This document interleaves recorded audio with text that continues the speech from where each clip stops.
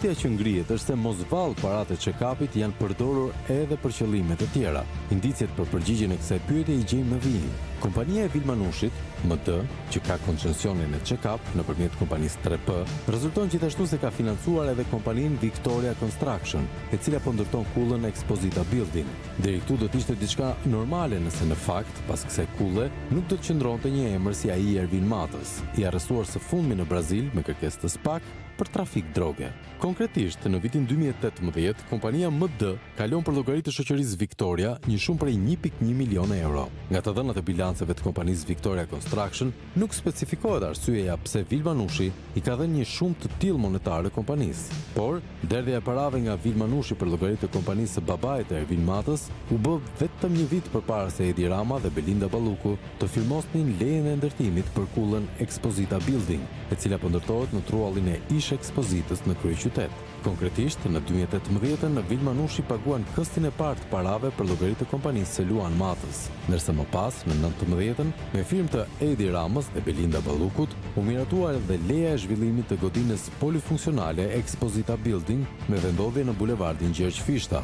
Kulla me lartësinë 93 metra do të ketë 29 kate, 24 mbi tokë dhe 5 nën tokë. Sipërfaqja e përgjithshme do të jetë 42.000 metra katror dhe do të shërbejë qendër tregtare, zyra dhe banim. Në vitet në vijim, kompania Victoria Construction heq emrat e donatorëve me para kesh, por ajo që bie në sy është fakti se pas vitit 19 deri në 24, huat e marra në para kesh kapin vlerën e 8 milion eurove.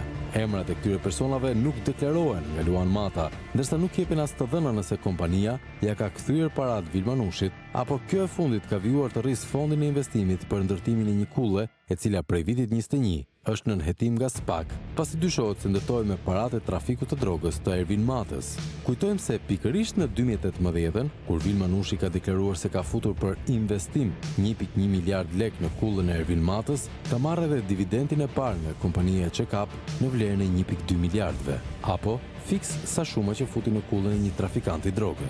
Ndaj, i mbetet SPAK për detyrë të zbardhë nëse parat që shqiptarët i paguan për analiza mjekësore kanë përfunduar për ndërtimin e kullave të grupeve kriminale në Tiranë. Ajo që bie në sy është roli kyç i milionave që ju janë marrë shqiptarëve për të investuar më pas në kullat që shndrohen në parajsën e pastrimit të parave.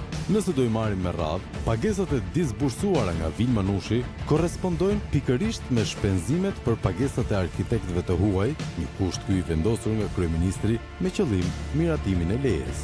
E më pas, investimet e radhës përkasin Luan Matës, i cili të paktën në shkresat zyrtare nuk disponon të ardhura për të justifikuar shumën e disbursuar. Por më tepër, nga hoteli në pronësi, ai nuk ka tërhequr dividend, por çdo fitim është quar si rritje kapitali. E po në këtë periudhë, hoteli në pronësi të Luan Matës i është nënshtruar rikonstruksioni total, çka do të pamundësonte çdo justifikim të sigurimit të ardhurave.